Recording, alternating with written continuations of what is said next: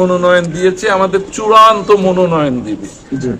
সেই চূড়ান্ত মনোনয়নে ইনশাআল্লাহ আপনাদের আকাঙ্ক্ষা প্রতিফলিত হবে বলে আমি বিশ্বাস করি।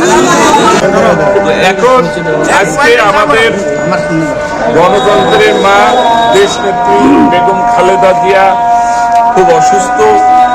আমরা আজকে তার জন্য দোয়া করেছি, আল্লাহ যেন তার আশু মুক্তি কামনা করে এবং সুস্থ শরীরে আমাদের মাঝে থেকে আগামী দিনের নেতৃত্বে বিএনপির এই নির্বাচনী কাফেলার নেতৃত্ব দিতে পারে, আমরা এই জন্য সবাই দোয়া করি। তো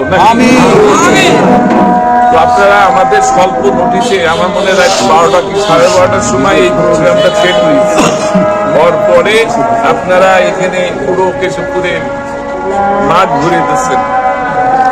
আগামী দিন ইনশাল্লাহ আপনারা যে আকাঙ্ক্ষা করেন, আপনাদের যে প্রত্যাশা, ইনশাল্লাহ আমি বিশ্বাস করি আল্লাহ আপনাদের আকাঙ্ক্ষা পূরণ করবে।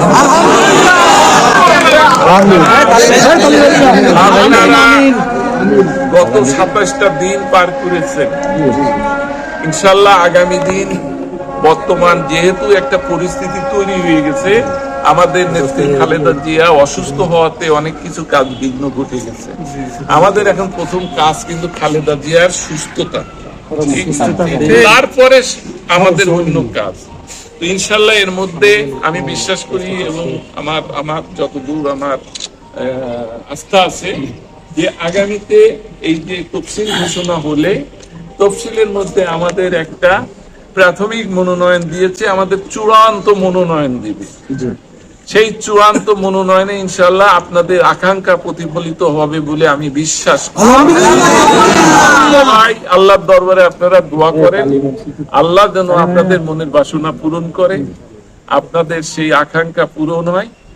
এই কথা বলে আমি, যেহেতু আজান হয়ে গেছে, সবাই এখন নামাজে যাবে, আপনারা দূর দূরান্ত থেকে আপনাদের এসে আপনাদের সেই গণতন্ত্রের মার সুস্থতার জন্য যে শরীক হয়েছেন দোয়া মাহফিলে, আমার পক্ষ থেকে এবং বিএনপি কেশবপুর উপজেলা শাখার পক্ষ থেকে আমি আপনাদেরকে ধন্যবাদ জানাই।